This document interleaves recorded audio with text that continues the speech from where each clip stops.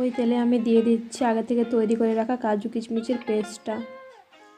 তো পেস্টটা দিয়ে আমি ভালো মতন কষিয়ে নেব।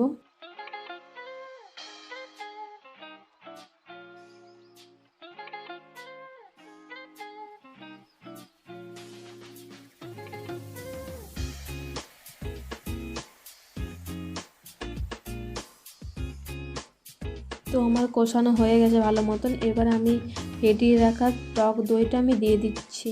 এখানে আমি 3 চামচ টক দই ব্যবহার করেছি।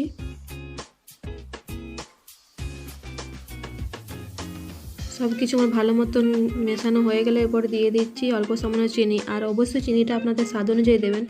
দিয়ে দিলাম স্বাদ অনুযায়ী লবণ। আবারও সব কিছু আমি ভালো মতন কষিয়ে নেব।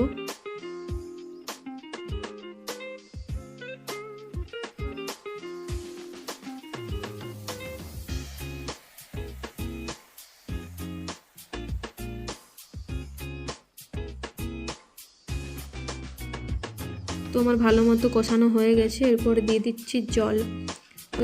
তো জলটা আপনারা আপনাদের পরিমাণ মতো দেবেন। আমি গ্রেভি একটু বেশি পছন্দ করি, তাই জলের পরিমাণটা একটু বেশিই দিয়েছি।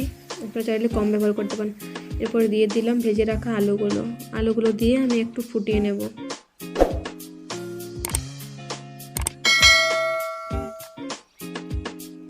তো আমার আজকে দারুণ স্বাদের নিরামিষ আলুর দম একদম তৈরি। আমি গ্যাসটা বন্ধ করে দিচ্ছি। আমার আজকের এই রেসিপিটা ভালো লাগলে আপনারা একবার বাড়িতে বানিয়ে দেখবেন আর আমাকে কমেন্ট করে জানাবেন কেমন হয়েছে। আমার ভিডিও ভালো লাগলে লাইক, কমেন্ট অ্যান্ড শেয়ার করবেন আর আমার চ্যানেলটা সাবস্ক্রাইব করতে ভুলবেন না। Thank you.